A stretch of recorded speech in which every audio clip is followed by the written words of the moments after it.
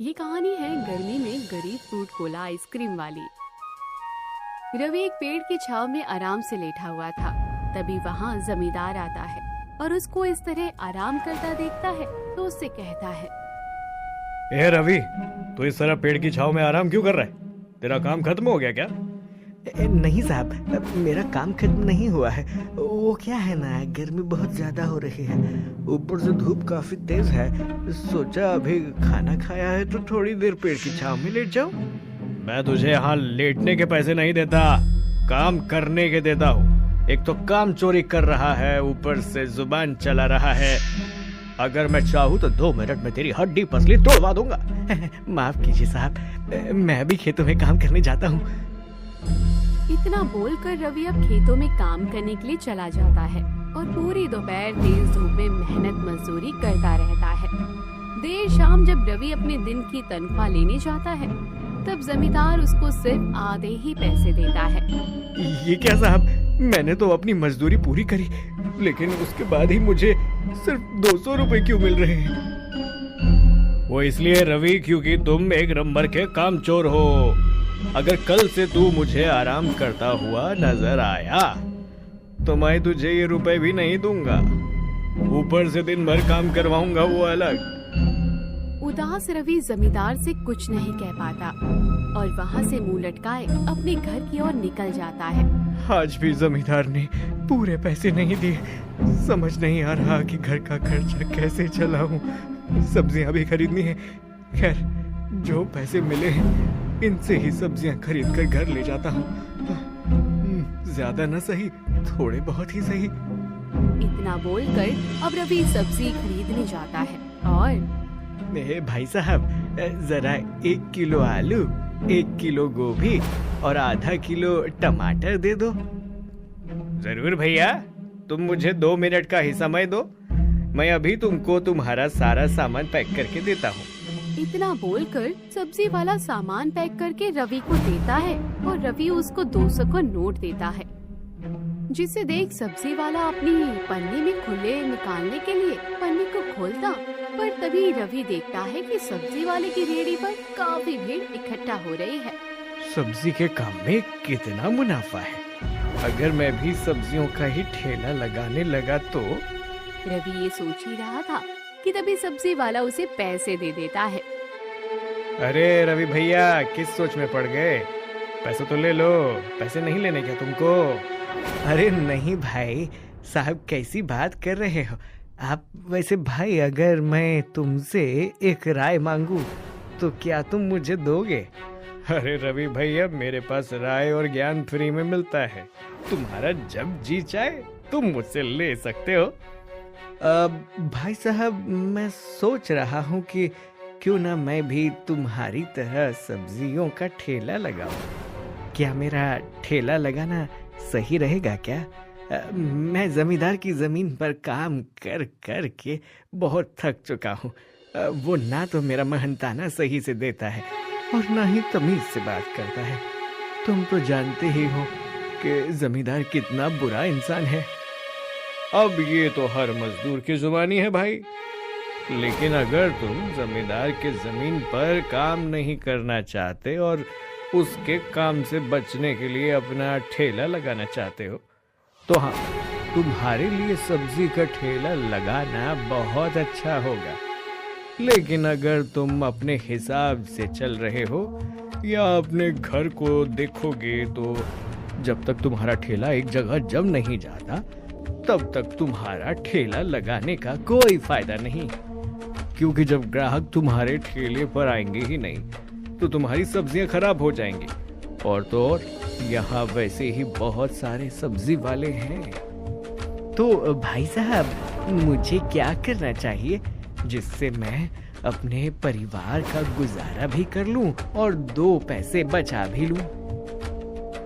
देखो भाई रवि, तुमने मुझे भाई कहा है और तो और मैं तुम्हें अपना छोटा भाई भी समझता हूँ, इसीलिए एक बड़े भाई के नाते तुम्हें समझा रहा हूँ कि तुम यहाँ सब्जी का ठेला लगाने के बजाय सबसे पहले जमींदार से अपना हिसाब चुकता करो। उसके बाद उनसे जो पैसे मिलेंगे तुम उनसे सब्जी की जगह फल खरीदना। क्योंकि यहाँ आसपास फल वाला नहीं। क्या पता तुम्हारा फल का बिजनेस अच्छा चल जाए। तुम्हारा बहुत बहुत धन्यवाद भाई साहब, तुमने मुझे अच्छी सलाह दी है। अब मैं सबसे पहले जमींदार के यहाँ से काम छोड़ूंगा। इतना बोलकर रवि अब वहाँ से चला जाता है और घर आने के बाद वो अपने हाथों की सब्जी अपनी पत्नी शीतल को देता है। पति का उतरा हुआ चेहरा देख शीतल को ये समझने में देरी नहीं लगती कि आज भी कुछ हुआ है। जिसके बाद, क्या हुआ जी, आज आप बहुत परेशान लग रहे हैं, सब कुछ ठीक तो है ना? हाँ शीतल, सब कुछ ठीक है, बस थोड़ा थक चुका हूँ। पता नहीं क्यों पर मुझे ऐसा एहसास हो रहा है कि कुछ बात तो है जो आप मुझसे छुपा रहे हो। शीतल, मुझे कुछ समझ नहीं आ रहा कि मैं क्या करूं। जमींदार की जमीन पर जिंदगी भर मजदूरी नहीं कर सकता। अगर मजदूरी करता रहा तो ना मैं अपने बेटे की परवरिश कर पाऊंगा और ना ही अपने घर को चला पाऊंगा। सोचा कि सब्जी का ठेला लगा लूं, लेकिन सब्जी वाले भैया ने मुझे कहा कि यहाँ ठेला लगाने का कोई फायदा नहीं और उन्होंने मुझे फलों का ठेला लगाने के लिए कहा है। तो इसमें खराबी क्या है रवि जी? शीतल, सब्जियों के मुकाबले फल ज्यादा महंगे होते हैं और फल का ठेला लगाने के बाद अगर मेरे फल ना बिके तो किसी को कुछ नहीं पता। कोई भी काम करने से पहले हम उसके नकारात्मक प्रभाव के बारे में क्यों सोचें? हो सकता है कि हमारे फलों का ठेला अच्छा चल जाए। शीतल की बात सुनकर अब रवि बहुत खुश हो जाता है और इस तरह वो अगले दिन जमींदार के पास जाता है। काम करने से वो मना कर देता है। जमींदार साहब, मैं अब आपकी जमीन पर काम नहीं कर सकता। लेकिन क्यों? अब कौन सा तेरे नए ड्रामे शुरू हो गए जो तू यहाँ आकर कर रहा है? माफ करना साहब, लेकिन आप हमें बहुत कष्ट देते हैं। कुछ देर का समय भी नहीं देते ताकि इंसान आराम कर ले। यहाँ तक कि आप उन्हें खाने तक का समय नहीं देते।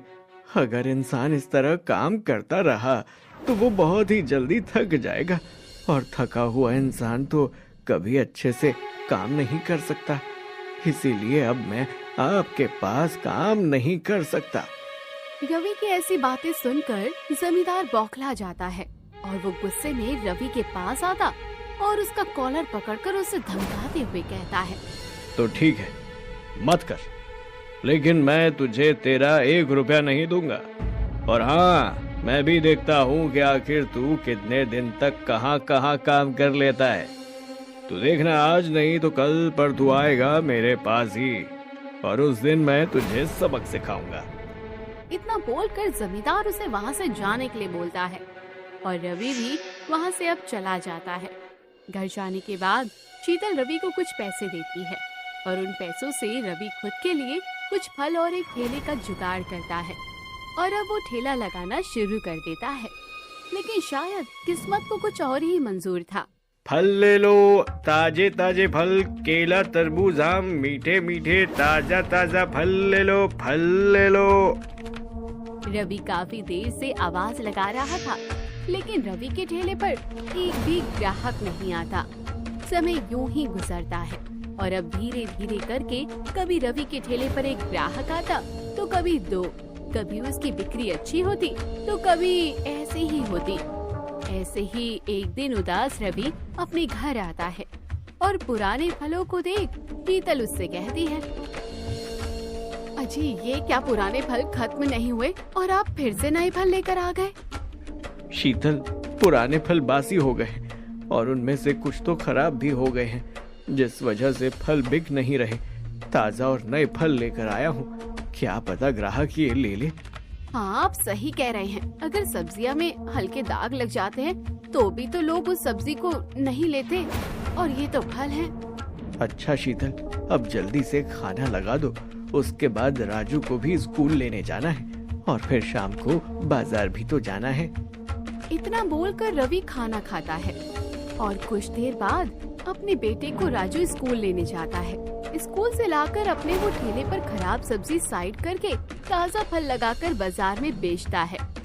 सेब, केला, अंगूर ले लो, केला 60 रुपए दर्जन, अंगूर 100 रुपए किलो। अरे भैया, तुम तो बड़े महंगे फल बेच रहे हो। हर जगह तो 80 रुपए किलो मिल रहे हैं और तुम हो ये इतने महंगे दे रहे हो। ये कैसी बात कर रही हो मैडम?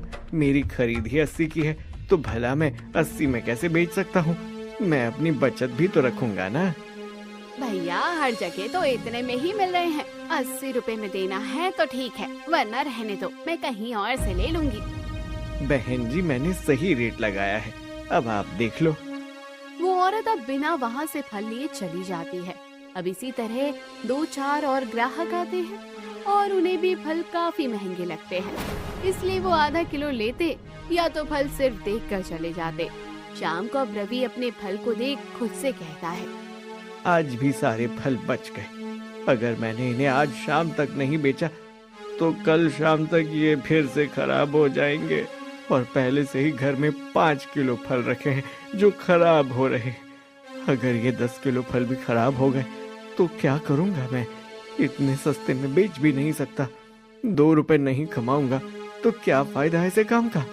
परेशान रवि को अब कुछ समझ नहीं आता और वो रेट का रेट बेचता है, पर फिर भी उसके फल ज्यादा नहीं बिकते और रात को वो 4 किलो फल लेकर वापस अपने घर आता है। इतने सारे फल देखकर एक बार फिर शीतल परेशान हो जाती है। एक तो इतनी गर्मी, ऊपर से सही से कमाई नहीं हो रही, फल घर के और सड़ रहे हैं। जितना हम लागत लगा रहे हैं उतने का प्रॉफिट तो नहीं हो रहा। तुम बिल्कुल सही कह रही हो शीतल, मुझे तो समझ ही नहीं आ रहा कि आखिर हम क्या करें। ना तो हमारी बिक्री हो रही है और ना ही घर में 1 रुपया है। माँ, घर में सारे फल खराब हो रहे हैं। इससे अच्छा है ना कि आप इसका जूस बनाकर मुझे दे दो। आपको पता है हमारे स्कूल के बाहर एक फल की दुकान है, वो हर तरह का जूस भी बेचता है, वो भी फलों का बनाकर, वो भी उसमें कोका कोला डालकर। वो कोल्ड ड्रिंक मुझे बहुत पसंद है। आप भी मेरे लिए वही जूस बना दो ना। बेटा राजू, तू किस जूस की बात कर रहा है? जूस में कोई कोका कोला थोड़ी ना डालता है, और मैं इसमें कोका कोला कहाँ से डालूं? माँ, मैंने अपनी आंखों से देखा है बनाते हुए। जब आप मुझे स्कूल लेने जाओगी ना तो मैं आपको वो दुकान दिखाऊंगा, फिर आप देखना। शीतल, राजू अब अगर इतनी जिद कर रहा है तो मान लो ना उसकी बात और एक बार देख आओ कैसे वो फलों का जूस बनाता है। क्या पता हमारे फल नहीं बिक रहे पर जूस बिक जाए। हम इतने फल का तो जूस नहीं बना सकते, ना कुछ से सही कुछ मिल जाए वही अच्छा। सभी के कहने पर अब अगले दिन जब शीतल राजू को स्कूल ले जा रही होती है तो रास्ते में राजू अपनी माँ को वही दुकान दिखाता है जिसकी बात राजू कर रहा होता है। अब जूस पीने के बहाने राजू अपनी माँ के साथ उस दुकान पर जाता है जहाँ शीतल अपनी आँखों से देखती है कि जूस वाले को फल का जूस बनाते हुए। भैया, ये तुम कैसा जूस बना रहे हो? भला जूस में कोका कोला और आइसक्रीम कौन मिलाता है? बहन जी, एक नई डिश है। इसमें फल का जूस निकाला जाता है और उसके बाद स्वाद बढ़ाने के लिए कोका कोला मिलाया जाता है और बच्चों को आकर्षित करने के लिए इसे हम आइसक्रीम बना देते हैं और ये एक जूस पूरे 30 रुपए का मिलता है। क्या 30 रुपए? फिर तो भैया आप रहने दो, मेरे पास इतने पैसे नहीं है। इस तरह शीतल ना तो जूस लेती है और ना ही अपनी इंसल्ट करवाती है और बड़ी ही होशियारी के साथ फ्रूट कोला आइसक्रीम जूस बनाना सीख लेती है और घर जाते ही सबसे पहले सेब और अंगूर का जूस निकालती है और अपने बेटे को 50 रुपए देकर उससे कोका कोला और आइसक्रीम मंगवाती है। ये लो माँ, ये आइसक्रीम गले उससे पहले तुम मेरे लिए वो जूस बना दो। तुम्हारा पहला ग्राहक मैं ही बनूंगा। हाँ बेटा, क्यों नहीं, मेरे ग्राहक तो तुम बन जाओगे, पर और ग्राहक को पसंद नहीं आया तो? इसलिए बिल्कुल सही बताना, मैंने इस गर्मी में fruit juice Coca Cola ice cream को कैसे बनाया है? क्योंकि शीतल ने पहले से ही अंगूर और बाकी फलों का जूस निकाल रखा था, इसलिए वो उसमें बस कोल्ड ड्रिंक मिलाती है। राजू द्वारा लाई हुई आइसक्रीम उसके ऊपर लगा देती है। अब जब राजू अपनी माँ के हाथ का कोका कोला आइसक्रीम जूस पीता है तो वो अपनी माँ की काफी तारीफ करता है। माँ, आप तो सच में कुछ भी कर सकती है। मजा ही आ गया। इतना अच्छा Cola Cola ice cream juice P के, इतना अच्छा तो वो दुकान वाले अंकल भी नहीं देते। मैं तो कहता हूँ फ्रूट सड़ने गलने और फेंकने से अच्छा है कि आप घर के ही बाहर दुकान खोलो, या फिर मेरे स्कूल के बाहर दुकान खोलो, वहाँ ज्यादा कमाई होगी। शीतल को राजू का ये आइडिया बहुत पसंद आता है और रात को जब रवि घर आता है तो सारी बात शीतल अपने पति को बताती है। साथ ही साथ अपने पति को भी Coca Cola ice cream fruit juice देती है। अब बताइए कैसा लगा आपको? अगर अच्छा लगा तो हम अपना खुद का जूस बेचने का काम करें। इससे फल बेचने से ज्यादा कमाई हो सकती है। शीतल, मैं फल बेचने का काम इतनी जल्दी तो बंद नहीं कर सकता, पर हम किसी भी नए बिजनेस में कितना प्रॉफिट कमा सकते हैं हमें अभी नहीं पता। वैसे भी तुम तो जानती हो कि फलों का काम भी मैंने अभी शुरू किया है, इसलिए तुम ये काम अकेले करो। मैं फल बेचूंगा और तुम ये अपना कोला कोला आइसक्रीम वाला काम करना, ताकि हमारे फल भी बर्बाद ना हो और वो काम में भी आ जाए। अब क्या था, बिना कोई देरी करे रवि अगले दिन अपनी बीवी के लिए जरूरत की सारे सामान ले आता है और एक छोटे से ठेले पर कुछ फ्रूट्स और मशीन आइसक्रीम और कोका कोला लेकर स्कूल के थोड़ी ही दूर पर शीतल जा खड़ी हो जाती है। तो वही हमेशा की तरह आज भी रवि फ्रूट्स बेच रहा था। कुछ ही देर में स्कूल की छुट्टी होती है और स्कूल के बाहर एक नई जूस की दुकान देख बच्चों की भीड़ वहाँ उमड़ आती है। मुझे भी Coca Cola fruit juice ice cream चाहिए, वो भी चॉकलेट आइसक्रीम फ्लेवर के साथ। हाँ हाँ बेटा, क्यों नहीं। चॉकलेट फ्लेवर सिर्फ 20 रुपए में है और मिल्क फ्लेवर मात्र 15 रुपए में। अभी मेरे पास सिर्फ 2 ही फ्लेवर हैं। अगर आप लोगों को और कोई नया फ्लेवर चाहिए तो मेरा पहले जूस पीकर बताना कि ये जूस कैसा बना है। बच्चों की भीड़ जमा करने के लिए और अपनी कमाई करने के लिए शीतल नए नए पैतरे अपनाती है और ठेले पर आए लोगों से बहुत ही प्यार से बात करती है और उन्हें उनकी पसंद का कोका कोला आइसक्रीम जूस बनाकर देती है। आंटी, मेरा चॉकलेट फ्लेवर तो बहुत अच्छा है। ये कोका कोला आइसक्रीम मुझे तो बहुत पसंद आई, पर मुझे तो वो वनीला फ्लेवर चाहिए था। लेकिन कोई बात नहीं आंटी, कल से आप वनीला फ्लेवर भी लेकर आना।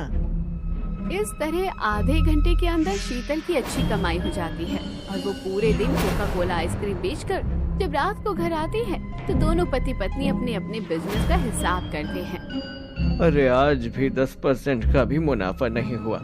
4000 का फल खरीदा था और कमाई सिर्फ 1000 रुपए की हुई। पर देखिए ना जी, मैंने सिर्फ पहली बार 5000 का लागत लगाया है और पहले ही दिन 20,000 की कमाई हो गई। अगर भगवान ने चाहा तो हमारा कोका कोला आइसक्रीम का बिजनेस अच्छा चल सकता है। शीतल, अगर हमारा ये बिजनेस अच्छा चला तो मैं फल बेचने का काम छोड़कर इस जगह पर तुम्हारी तरह कोका कोला आइसक्रीम बेचूंगा। पहले ही दिन की कमाई देखकर शीतल और रवि काफी खुश हो जाते हैं। तो वही राजू भी आज बहुत खुश होता है। अगले दिन फिर से शीतल भयंकर धूप और गर्मी का सामना करते हुए कोला आइसक्रीम बेच रही होती है। तभी वहाँ एक बच्चा अपनी माँ के साथ गाड़ी से कहीं जा रहा होता है और कोका कोला आइसक्रीम की दुकान देख गाड़ी वहाँ रुकवा कर गाड़ी से उतर जाता है और दुकान पर जाकर अपनी माँ से जिद करने लगता है। माँ, बहुत गर्मी हो रही है, मुझे भी फ्रूट कोका कोला आइसक्रीम चाहिए, और ये तो फलों का बनता है। प्लीज माँ, मना मत करो ना। बेटा, तुम कभी नहीं मानते। तुम्हारे पापा का खुद की जूस की दुकान है पर तुम्हें दूसरों का ही पीना होता है। अच्छा बहन, कितने का दिया तुमने ये कोका कोला आइसक्रीम? बहन, सबके रेट अलग अलग है, तो फिर एक काम करो, जो सबसे अच्छा है वो दे दो। अगर हमें तुम्हारा काम अच्छा लगा तो मैं घर के लिए भी पैक करवा लूंगी। शीतल की दुकान पर सबसे ज्यादा कमाई फ्रूट कोका कोला आइसक्रीम की होती थी, इसलिए वो उसे अपना special fruit Coca Cola ice cream देती है, जिसे खाकर काजल का दिल गार्डन गार्डन हो जाता है और वो खुद आगे से शीतल को एक ऑफर देती है। तुमने मेरी सोच से भी काफी अच्छा बनाया है। मैंने उम्मीद नहीं करी थी इतने छोटे से ठेले में तुम इतना अच्छा और स्वादिष्ट फ्रूट कोका कोला आइसक्रीम देती हो। मेरे पति की खुद की जूस की कई सारी ब्रांचेस हैं। उन्होंने एक और नई ब्रांच खोली है। वहाँ के लिए उन्हें तुम्हारी जैसी होनहार औरत की जरूरत थी। अगर तुम हमारे लिए काम करो तो हम तुम्हें अपने बिजनेस का 60% देंगे। ऐसे में तुम्हारी अच्छी कमाई भी होगी और हमें 40% का प्रॉफिट मिल जाएगा। अगर तुम्हें मंजूर है तो ये रखो मेरा कार्ड और जब दिल करे बेझिझक मुझे कॉल कर लेना। इतना बोलकर वो औरत वहाँ से चली जाती है। अब रात को जब शीतल घर आती है तो सारी बात अपने पति को बताती है, क्योंकि आज भी रवि की फलों की कमाई नहीं हुई थी। इसलिए वो अगली सुबह शीतल को उस औरत का फोन नंबर देकर बोलती है। अब शीतल उस औरत को फोन करती है और उसकी शर्त को अपना लेती है। बिल्कुल सही फैसला लिया है तुमने। चलो मैं तुम्हें अपनी दुकान दिखा देती हूँ। दुकान काफी बड़ी है तो तुम हस्बैंड वाइफ अकेले संभाल लोगे ना? हाँ, आप फिक्र मत कीजिए। हम ये सब काम कानूनी रूप से करना चाहते हैं ताकि कल को कोई किसी को धोखा ना दे सके। डोंट वरी, हम खुद कागजात कार्रवाई पर विश्वास रखते हैं। इस तरह शीतल और रवि काजल के साथ कॉन्ट्रैक्ट साइन कर लेते हैं और उनकी दुकान में काम करने लग जाते हैं, जहां वो लोगों को महंगे दामों पर अपने फलों का बनाया हुआ कोका कोला आइसक्रीम जूस बेचते हैं और प्रॉफिट का 40% काजल को मिलता है और वहीं 60% शीतल और रवि को मिलता है, जिस वजह से धीरे धीरे उनकी आर्थिक स्थिति भी सुधरने लगती है। तो दोस्तों, कैसी लगी आपको ये कहानी? कमेंट बॉक्स में जरूर बताइए। चैनल को अभी तक सब्सक्राइब नहीं किया तो जरूर कर लीजिए। ये कहानी है गर्मी में गांव की रहस्यमयी गुफा। दूर दूर जंगलों के उस पार बहुत ही सुंदर गांव था।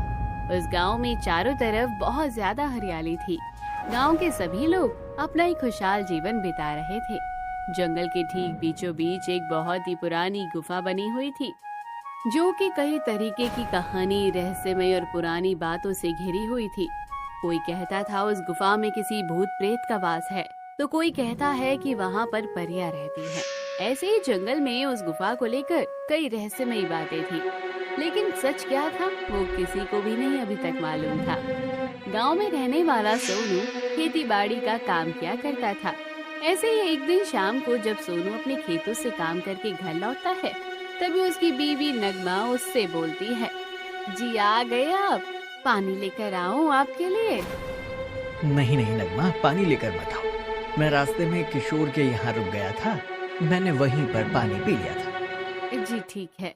सुनिए जी, गर्मी आने वाली है, मैं कह रही थी कि क्यों ना हम कूलर निकाल कर सफाई कर लें?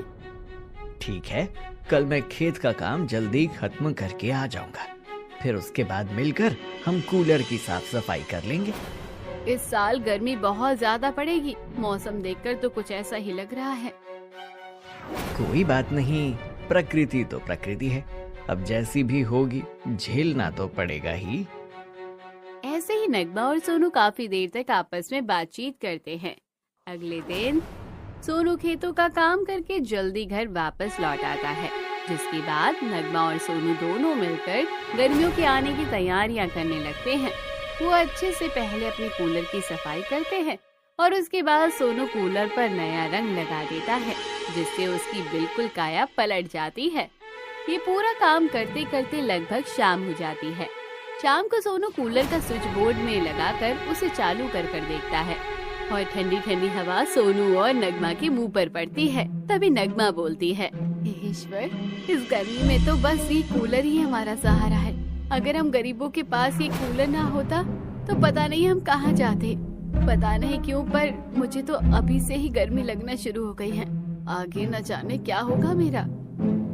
जो होगा अच्छा ही होगा, ज्यादा चिंता करने की जरूरत नहीं है तुम्हें। ऐसे ही दिन गुजरते चले जाते हैं और आखिरकार मौसम का तापमान बहुत ज्यादा बढ़ जाता है और गर्मियों की शुरुआत हो जाती है। अब हर गुजरते दिन के साथ गर्मी बहुत ज्यादा बढ़ने लगती है। धीरे धीरे लोगों का घर से बाहर निकलकर अपना काम करना बहुत ही मुश्किल होता जा रहा था। हर कोई गर्मी से बहुत ज्यादा बेहाल हो रहा था। एक दिन जब सभी लोग सोए हुए थे, तभी उन्हें जोर से कुछ हिलने और गिरने की आवाज आती है। गांव के सभी लोग अपने घरों से निकलकर बाहर आते हैं, लेकिन किसी को कुछ भी समझ नहीं आता कि आखिर वो आवाज कहां से आ रही है। जिसके बाद सभी लोग वापस जाकर अपने अपने घरों में सो जाते हैं। अगली सुबह जब सोनू उठता है तो देखता है कि गांव के सभी लोग जमा होकर जंगल वाली गुफा की तरफ जा रहे हैं। सोनू भी बाकी लोगों के साथ जंगल वाली रहस्यमय गुफा की तरफ जाता है और वहां जाकर सभी लोग देखते हैं कि जंगल के बाहर बहुत सारे पत्थर आ पड़े हैं। ये सब देखकर अपने पास खड़े किशोर से सोनू बोलता है, भाई ये सब कुछ कैसे हो गया इस गुफा के सामने? इतने सारे पत्थर कैसे आ गए? ये तो ऊपर वाला ही जाने। इतने बड़े बड़े चट्टानों के पत्थर हैं, इसे कोई आम इंसान तो उठा कर नहीं लाया होगा। पता नहीं क्या रहस्य है इस गुफा का। मुझे तो लगता है कि ये किसी भूत प्रेत का काम है। तुम भी कैसी बातें करते हो? अरे आज के जमाने के होकर भूत प्रेत की बातें करते हो? अरे भाई भूत प्रेत का ही काम है, वरना इस गुफा के सामने इन पत्थरों का क्या काम है?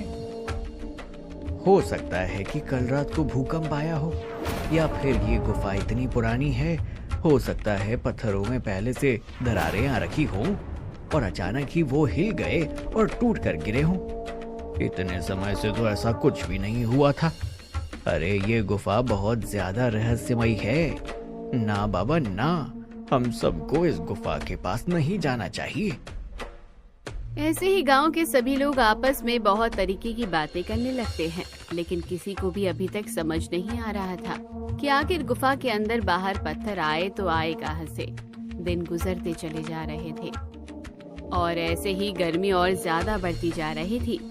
अब कूलर के आगे बैठने से भी लोगों का बुरा हाल हो रहा था। ऐसे ही एक दोपहर जब नगमा आराम से अपने घर में सोई हुई होती है, तभी उसे सपने में गांव की वही रहस्यमयी गुफा दिखाई देती है, जो कि उनके गांव के जंगल के बीचों बीच बनी हुई थी।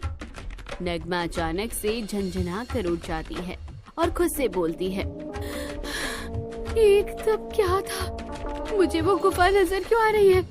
मैं तो कभी उस गुफा की तरफ गई भी नहीं हूँ, तो फिर उस गुफा का मेरे सपने में आने का मतलब क्या है? नगमा उठकर खड़े होकर एक गिलास मटके से पानी निकालती है और फिर पीकर सो जाती है। तभी उसे फिर से सपने में वही रहस्यमयी गुफा नजर आती है। नगमा देखती है कि उस रहस्यमयी गुफा के अंदर बर्फ की बड़ी बड़ी चट्टान है। जहाँ बाहर का मौसम बेहद गर्म है, वहीं गुफा के अंदर का मौसम बहुत ही ज्यादा ठंडा और लुभावना है। नगमा फिर से उठ जाती है और अब उसे वो सपने ना आए, इस वजह से वो अपने घर के कामों में लग जाती है। अब बार बार नगमा को वही सपना हर रोज आने लगता है। अभी तक तो नगमा ने किसी से भी अपने सपने का जिक्र नहीं किया था, लेकिन ऐसे ही एक दिन जब नगमा अपनी पड़ोसन सरला के साथ बैठी हुई थी, तभी नगमा अपने सपने के बारे में सरला को बताती है और सरला बोलती है, नगमा, कहीं वो गुफा तुझे अपनी तरफ तो नहीं बुला रही है? तेरे कहने का क्या मतलब है सरला? मेरे को समझी नहीं। अरे ऐसे ही कोई भी चीज सपने में बार बार थोड़ी ना आएगी। मुझे लगता है कि तुझे एक बार उस गुफा में जाकर जरूर देखना चाहिए। क्या पता तेरा कोई राज जुड़ा हो उस गुफा के साथ। पर मैं तो जब से शादी करके इस गांव में आई हूँ, मैं आज तक उस गुफा में नहीं गई हूँ कभी, और ना मैंने कभी वो गुफा के बाहर उसको देखा है। तो फिर मेरा उसके साथ क्या रिश्ता हो सकता है? क्या पता तेरा रिश्ता ना हो, लेकिन उस गुफा के जरिए कोई अनसुलझी पहेली तो तू सुलझा सके। पता नहीं क्या परेशानी है, लेकिन मुझे बार बार हर रात वही सपना आता है। ऊपर से गर्मी इतनी ज्यादा हो रही है, मेरा तो बुरा हाल हो जा रहा है। कोई बात नहीं, तू तसल्ली रख। अगर फिर से वो सपना आए ना, तो तू भगवान का नाम लेकर सो जाना। कोई बुरी बला होगी तो टल जाएगी। सरला से अपनी माँ की बात कहने के बाद नगमा को थोड़ी सी राहत महसूस होती है, लेकिन फिर भी वो गुफा वाला सपना उसका पीछा ही नहीं छोड़ती है।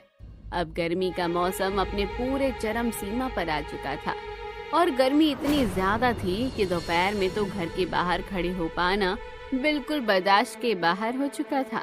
ऐसे में सभी लोगों के काम धंधे बिल्कुल चौपट हो चुके थे, क्योंकि दिन में किसी का भी तपती धूप में जाकर काम करना बेहद मुश्किल हो रहा था।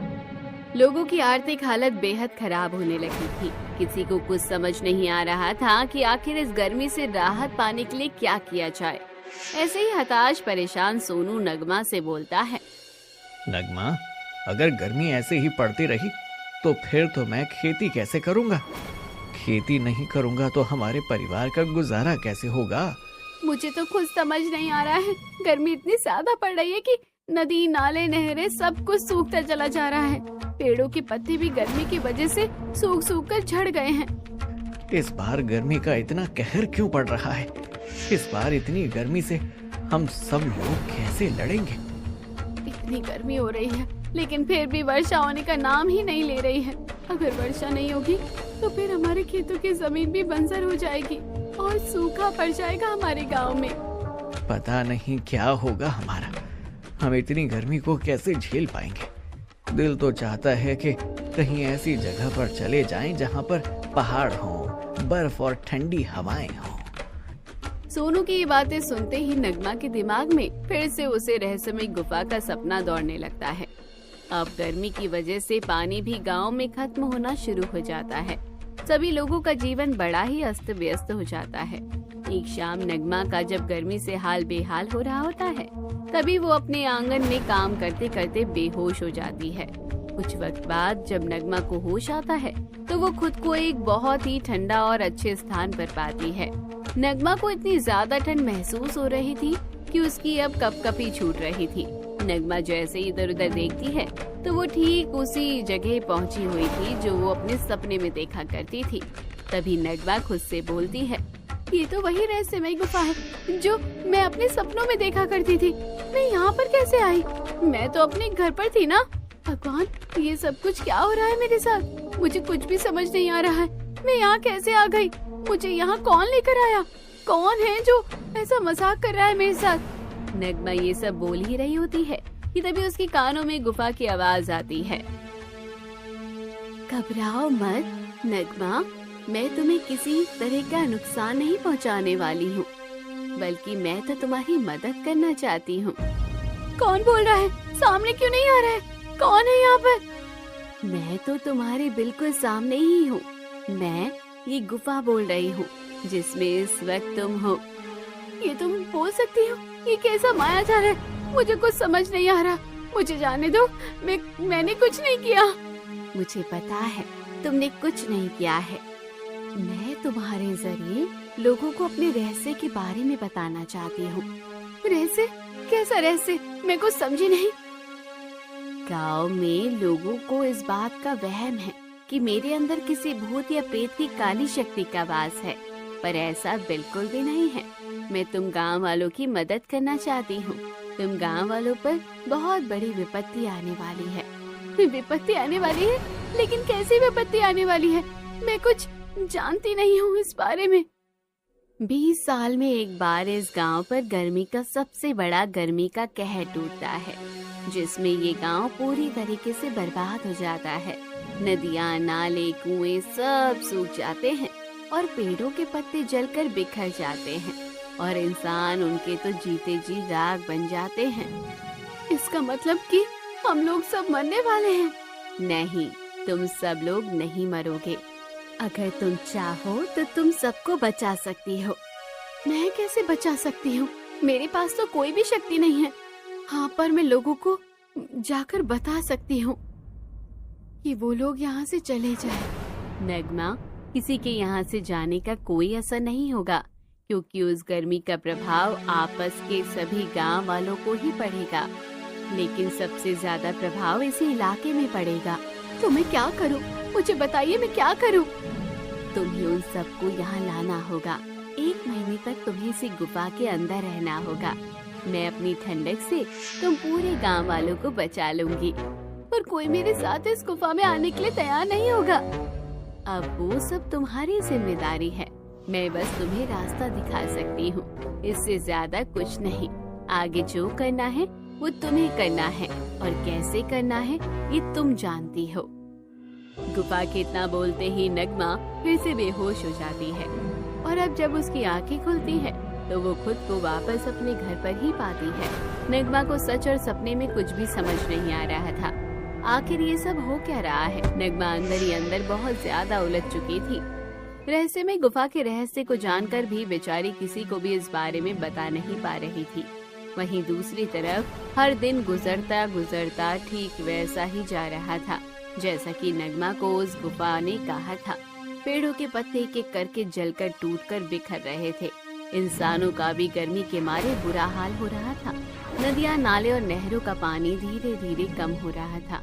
ऐसे ही एक दिन नगमा सोनू से बोलती है, सुनिए जी, हमारे गांव पर गर्मी का बहुत बड़ा कहर टूटने वाला है। हमें अपने गांव को बचाना होगा। पर कैसे नगमा? हम कोई भगवान थोड़ी ना है जो प्रकृति को बदल देंगे। पर हम एक स्थान पर जा सकते हैं, एक ऐसा स्थान जहाँ पर हमारी मदद अवश्य होगी। ऐसी कौन सी जगह है नगमा? बताओ तो जरा। रहस्यमयी गुफा में जाना होगा। अब वही है जो हमें बचा सकती है। तुम पागल हो गई हो क्या? गर्मी की वजह से लगता है तुम्हारा दिमाग खराब हो गया है। उस रहस्यमयी गुफा के अंदर जाने के बारे में कोई गांव वाला कभी राजी नहीं होगा। मेरी बात को समझने की कोशिश कीजिए, मैं सच बोल रही हूँ। वो गुफा ही है जो हम सबको बचा सकती है। आज तक आपने जो भी सुना उस गुफा के बारे में, वो सब झूठ है। वो गुफा हमारी रक्षा करना चाहती है। नगमा बार बार सोनू को खुद पर यकीन करने के लिए कहती है, लेकिन सोनू नगमा के ऊपर यकीन नहीं करता।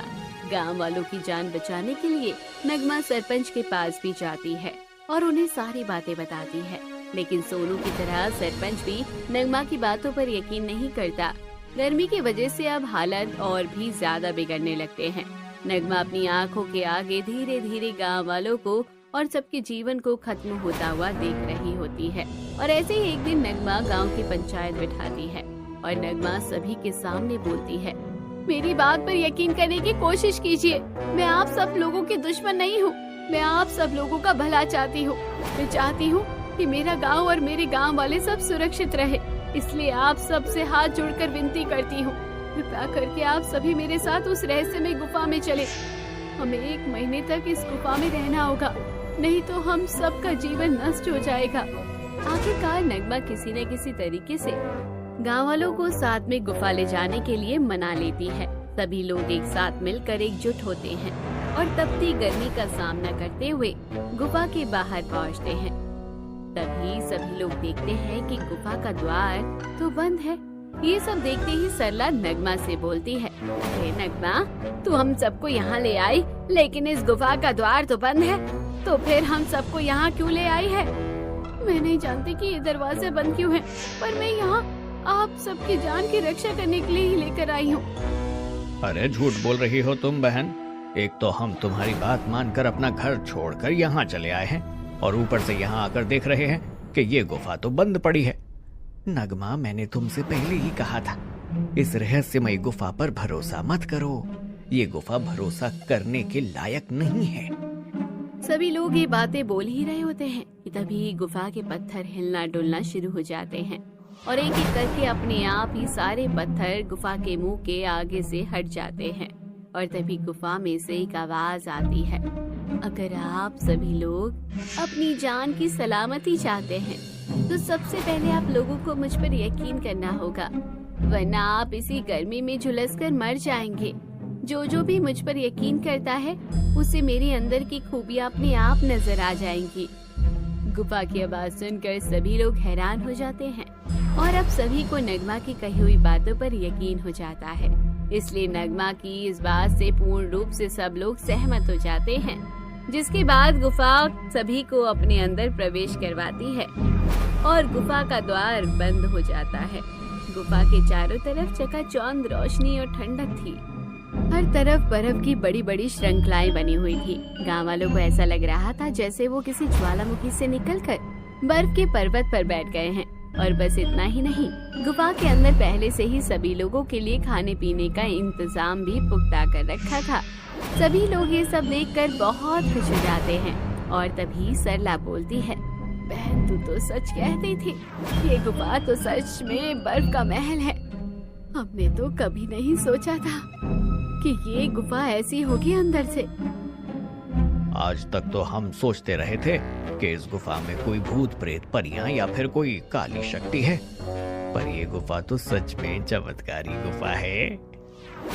एक पल को तो मैं भी तुम्हारी बातों पर यकीन नहीं कर रहा था, पर अब तो मैं आंखों देखा सच बिल्कुल भी झुठला नहीं सकता हूँ।